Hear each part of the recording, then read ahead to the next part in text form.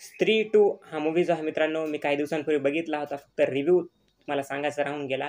तर स्त्री 2 हा चित्रपट बघण्याचं कारणही तसंच आहे. आता मी अशामध्ये कोणतेच चित्रपट बघितले नाही, मराठी असतील किंवा कोणतेच. परंतु या थिएटरमध्ये जाऊन बघण्याचं कारण असं, की बघा या चित्रपटाची लेगसी जी आहे ती मी फॉलो करत आलेलो आहे. जो की आपण पहिला पार्ट असेल, स्त्री असेल, भेडिया असेल किंवा मुंजा असेल अशामध्ये आलेला आणि आताचा स्त्री 2.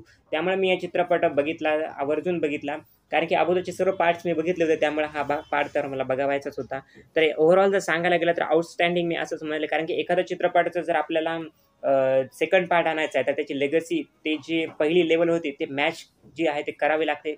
भलतेही कमी झालं तर नाही जमत, परंतु जास्त लेव्हल गेली पाहिजे, असं प्रत्येकाचं मत असतं आणि तशा प्रकारची गोष्ट चित्रपटाच्या मेकर्सनी, ॲक्टर्सनी करून दाखवलेली आहे. श्रद्धा कपूर असतील किंवा राजकुमार राव असतील, यांनी तीच गोष्ट परत आपल्याला स्त्री 2 मध्ये दाखवलेली आहे. त्यामुळेच हा चित्रपट आता जवळपास 700 कोटींच्याही पुढे गेलेला आहे. एक साधा 70-80 कोटी रुपयाचा बजेट असलेला चित्रपट जो की 700 कोटींच्या पुढे जाऊ शकतो. तुम्ही विचार करू शकता.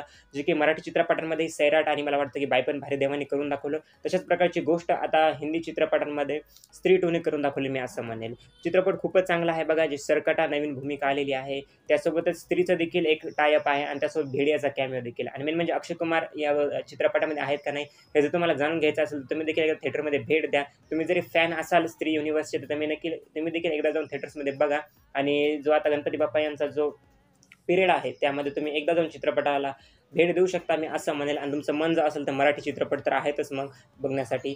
तर तुम्ही स्त्री 2 बघितला आहे का नाही, नक्की मला कमेंट सेक्शनमध्ये सांगा. थँक